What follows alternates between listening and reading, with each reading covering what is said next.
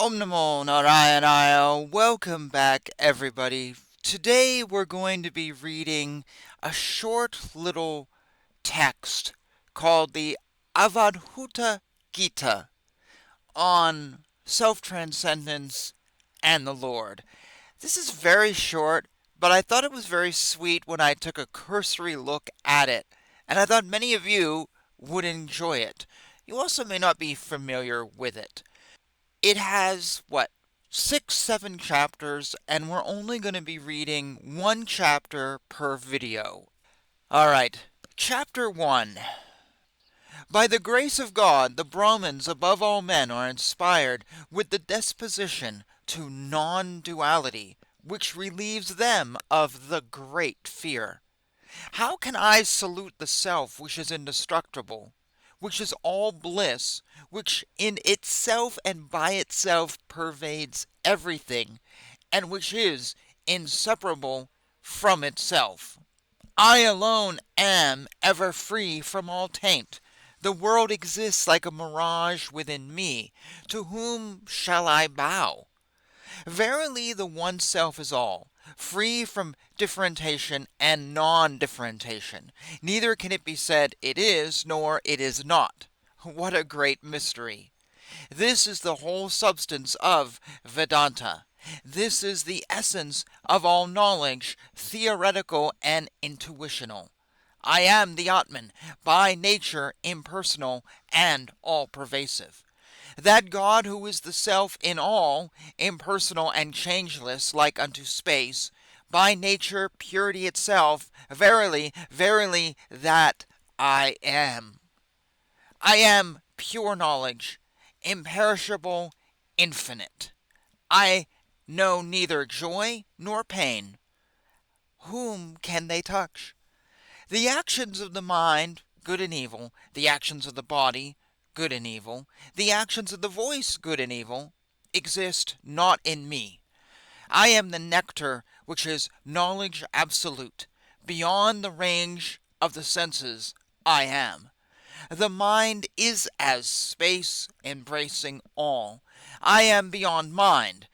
In reality, the mind has no independent existence. How can it be said that the self is manifest?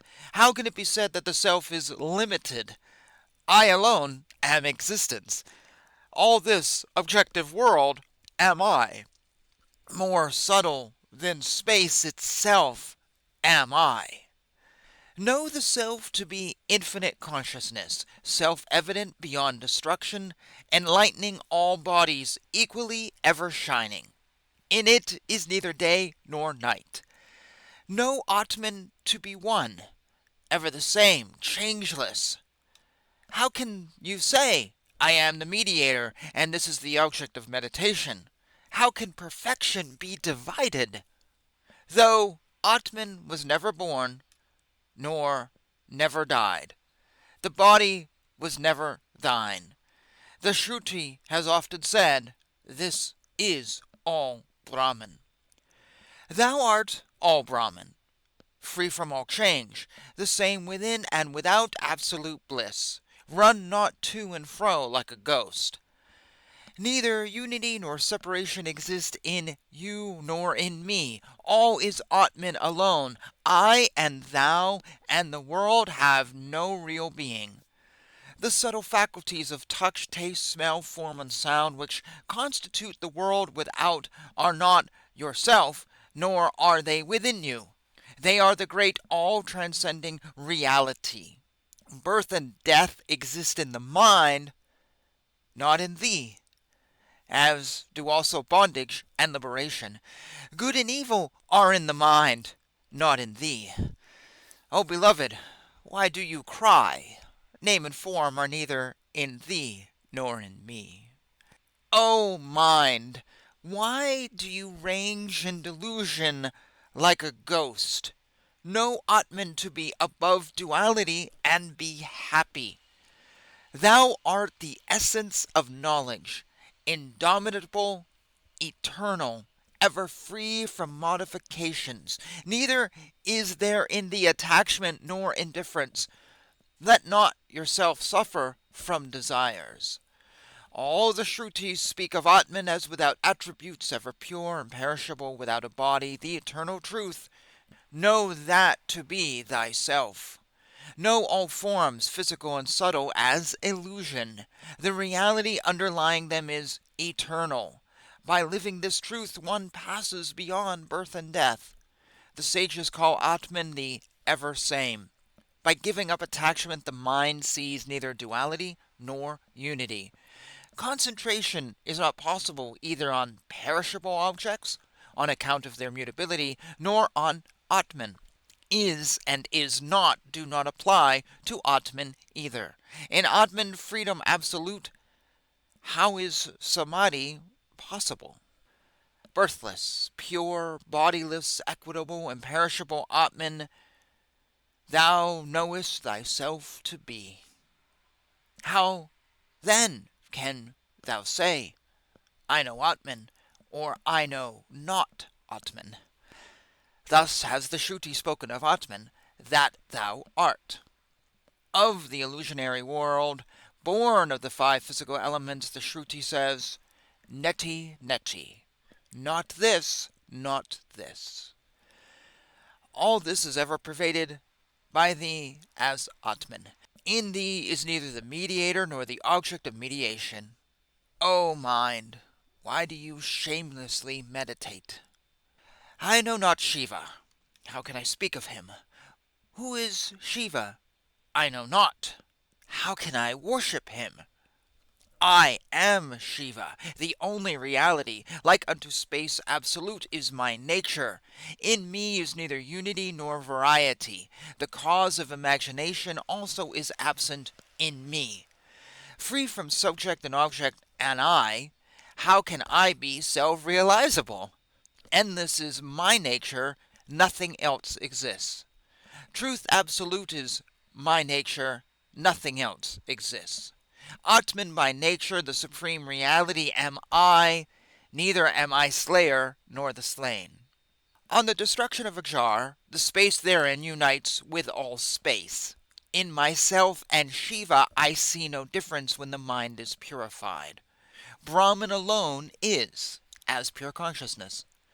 In truth, there is no jar and no jar space, no embodied soul nor its nature. There are no worlds, no Vedas, no devas, no sacrifices, no castes, no family tribes, no nationalities, no smoke path, no shining path. Some there prize non-dualism, others hold to dualism. They know not the truth, which is above both. How can the supreme reality be described, since it is neither white nor any other color, has no qualities such as sound, and is beyond voice and mind?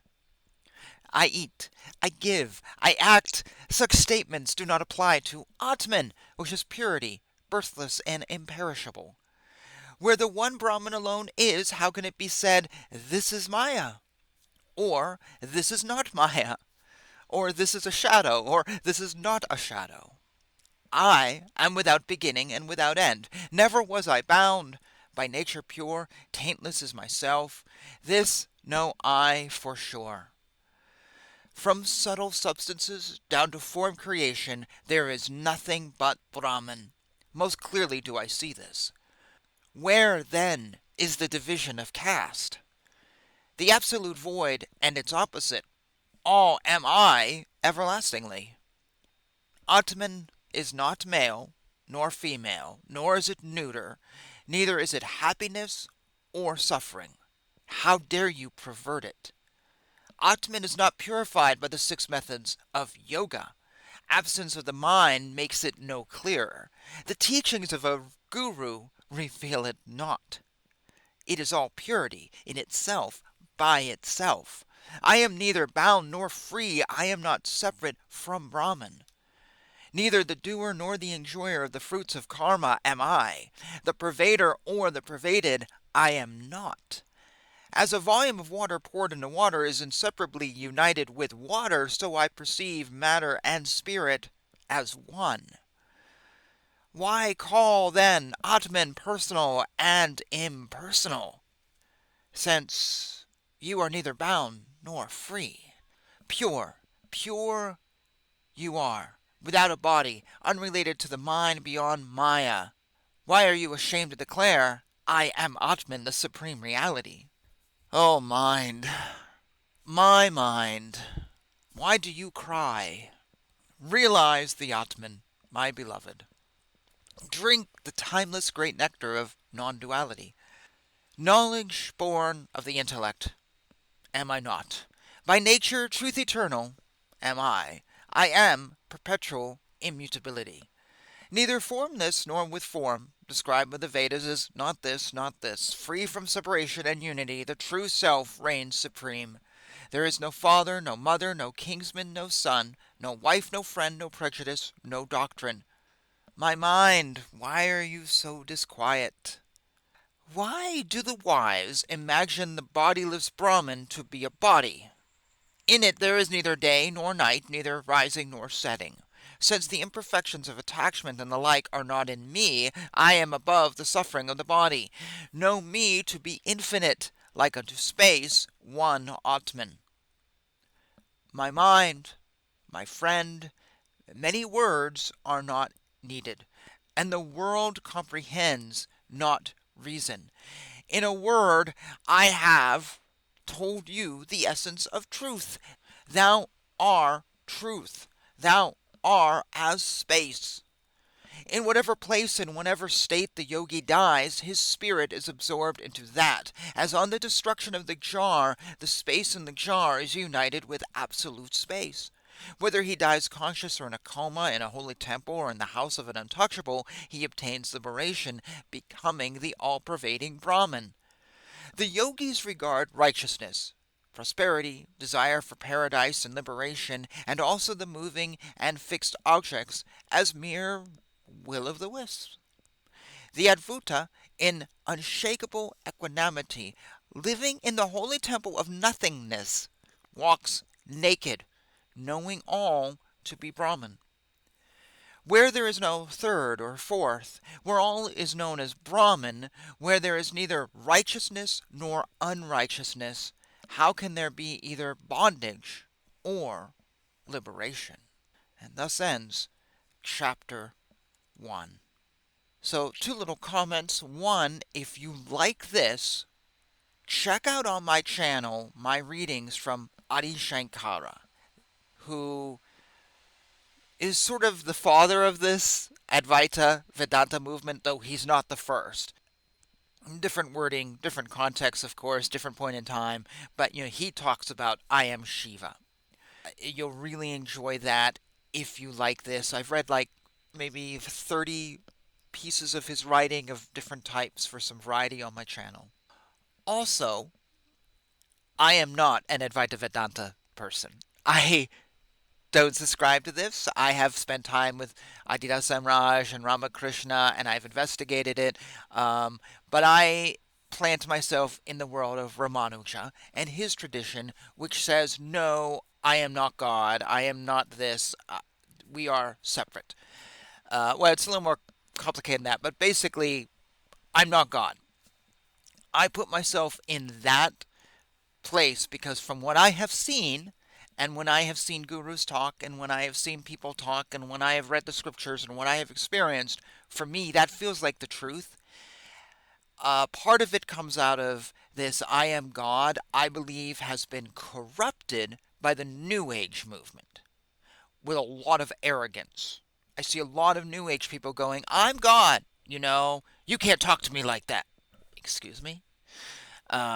Or, I'm God, and therefore, as your guru, if I rape you, I'm blessing you. Excuse me? God's a rapist? Really? God's an arrogant whatever? Really? I think there's a lot of I am God used as an excuse by very arrogant people who they don't know the scriptures, they don't read any of this, they couldn't even really talk about what we just read. They just throw words around and it's just something to feed their ego. It's an ego trip. So I really like to stay away from that aspect of it. I don't want to feed egos because ego trips have nothing, I'm sorry, but they have nothing to do with true spirituality. So that's kind of put me off the case. But also from what I've seen of people, I really highly question Advaita Vedanta. That's just me though. But obviously, even though I am not in that place and I do have disagreements with it, I'm still willing to read these scriptures for no other reason than I think the description of God is right on point. For those of us who worship Krishna,